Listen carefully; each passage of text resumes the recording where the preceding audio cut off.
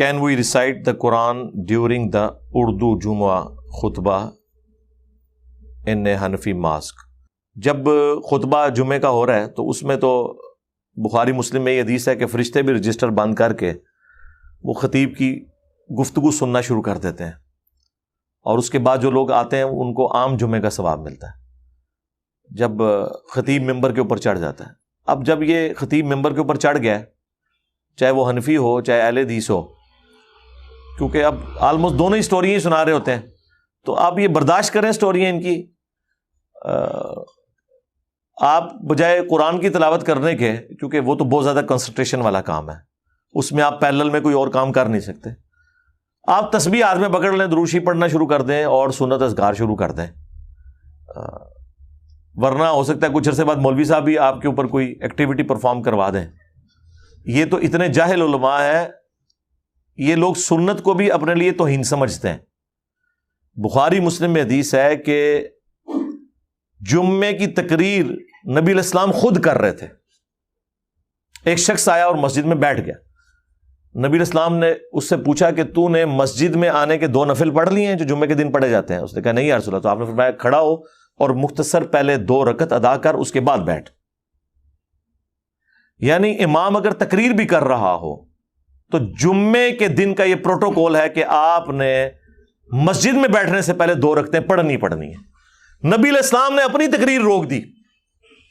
وہ شخصیت جن کے بارے میں صحیح بخاری میں آ رہا ہے کہ نبی علیہ السلام نے فرمایا کہ اگر کوئی شخص جمعے کے خطبے اور تقریر میں کسی بولنے والے شخص کو زبان سے خاموش کرواتا ہے تو وہ بھی اتنا بڑا مجرم ہے، ہاتھ کے اشارے سے کروائے، کیونکہ جب وہ کہہ رہا ہے نا تو خاموش ہو جا، تو وہ بھی تو شور میں اضافہ کر رہا ہے۔ میں اب یہاں گفتگو کر رہا ہوں، ایک بندہ کو بولتا ہے ایک دوسرا سے چپ کرواتا ہے، تو میری بات تو وہیں رہے گی نا، اس نے بھی تو وہی حصہ ڈالا نا، ٹھیک ہے؟ تو نبی علیہ السلام نے اسے بھی مجرم کہا، لیکن آپ علیہ السلام اپنی تقریر کے دوران بغیر نماز کے بیٹھنے نہیں دے رہے۔ یہاں آپ حنفیوں کی مسجد میں 2 نفل پڑھنے کی کوشش کریں، وہ سمجھتے ہیں کہ ہماری توہین ہو رہی ہے، ہم تو ارشادات عالیہ ارشاد فرما رہے ہیں، اور اس بندے نے آگے نماز شروع کر دی ہے۔ حالانکہ وہ ارشادات عالیہ کیا ہوتے ہیں وہ آپ کو پتہ ہے۔ تو پھر وہ پلی لیتے ہیں جی ہم وقفہ دے دیتے ہیں۔ سرکار دین آپ ٹیلر میڈ کریں گے؟ آپ کو کس نے کہا ہے یہ وقفہ دینا سنت ہے؟ وقفہ تو ہے ہی کوئی نہیں ہے، سنتوں کا وقفہ ہوگا بدعت۔ بخاری مسلم دونوں میں حدیث ہے، نبی علیہ السلام نے فرمایا جو شخص سب سے پہلے جمعے والے دن مسجد میں آتا ہے نا، اسے اونٹ نہر کرنے کا ثواب ملتا ہے، اس کے بعد جو آتا ہے اسے گائے کی قربانی کا، اس کے بعد جو آتا ہے اسے بھیڑ یا بکری قربان کرنے کا، اس کے بعد جو آتا ہے اسے مرغی قربان کرنے کا، اور جو اس کے بعد آتا ہے اسے انڈا صدقہ کرنے کا ثواب ملتا ہے۔ اس حدیث سے انڈے کا حلال ہونا بھی ثابت ہو گیا امام حنیفہ کے بغیر، کیونکہ صدقہ ہمیشہ حلال چیز کا ہوتا ہے، حرام چیز کا نہیں، تو انڈا کھانا جائز ہے۔ بخاری مسلم دونوں سے ثابت ہو گیا۔ وہ جی پتہ نہ چلے تو کس امام سے پوچھیں؟ سرکار اس امام سے پوچھیں جس کی قبر مدینے میں ہے صلی اللہ علیہ وسلم۔ یہی میں کہہ سکتا ہوں، اور بتائیں کس کا نام لینا ہے، میں لے دیتا ہوں، کوئی ہے بندہ 10 منوی، سب کہانی باز اپنے اپنے بابیاں دی سٹوریاں سنا کے مر گئے۔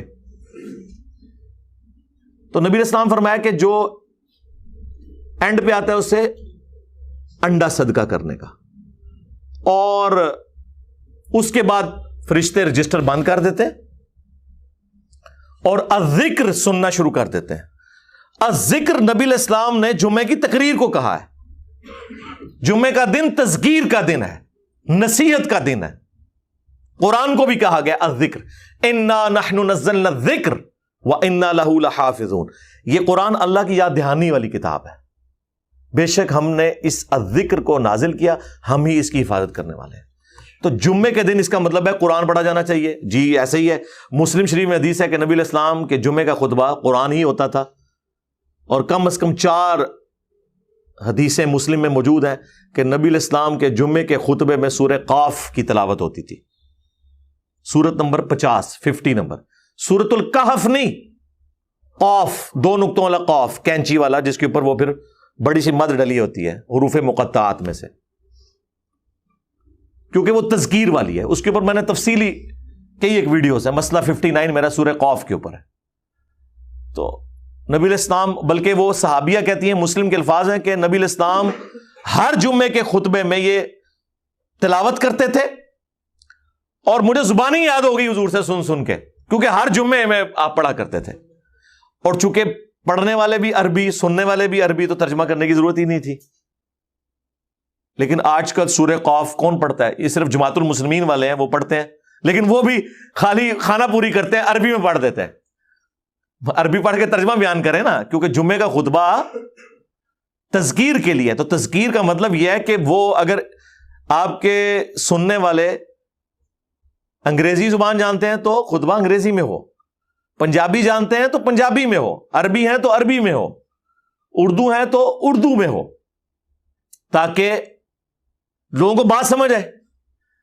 تو نبی علیہ السلام کا فرمان ہے کہ اس کے بعد پھر فرشتے رجسٹر بند کر دیتے ہیں، اور اس کے بعد جو لوگ آتے ہیں ان کے نام نہیں لکھے جاتے، لیکن بس ایک خانہ پوری ہو جاتی ہے کہ انہیں جمعے کی فرضیت ان سے ساقط ہو جاتی ہے۔ اچھا، اکثر لوگ پوچھ رہے ہوتے ہیں کہ جی وہ حنفی حضرات جو ہیں وہ تو عربی خطبہ علیحدہ پڑھتے ہیں، تو وہاں ہم عربی خطبے سے پہلے پہنچ جائیں، جو کہ وہ پہنچتے ہیں آخری 5 منٹ میں، تو ہم تو خطیب کے ممبر پہ چڑھنے سے پہلے ہی پہنچ گئے۔ نہیں سرکار، خطیب پہلے سے ہی ممبر پہ چڑھا ہوا ہوتا ہے، کیونکہ وہ اردو تقریر کر رہا ہوتا ہے نا۔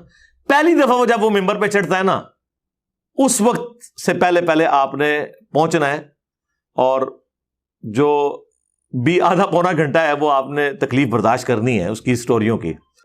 اگر آپ یہ بیٹھیں گے نا سوچ کے کہ یہ کوئی قرآن و سنت بتائے، وہ تو اس نے بتانا کوئی نہیں ہے، تو آپ کو تکلیف ہوگی، بیٹھنا تو ہے ہی آپ نے۔ یا اہل حدیث حضرات جو ہیں وہ کافی حد تک اس حوالے سے قرآن و سنت کو بیان کر دیتے ہیں، باقیوں کا تو بالکل ہی پتہ صاف ہے، آپ سمجھ لیں اس حوالے سے۔ وہ تو بس آج کل جمعے کے خطبوں میں نوحہ اور مرثی ہی چل رہا ہے میرے خلاف، اور کچھ نہیں ہے۔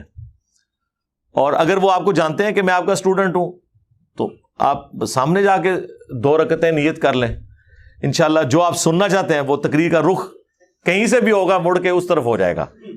اور یہ درجنوں مسجدوں کا فرسٹ ہینڈ نالج میرے پاس ہے کہ وہ تقریر کہاں سے شروع ہوئی اور کس طرف چل پڑی، اسی وجہ سے۔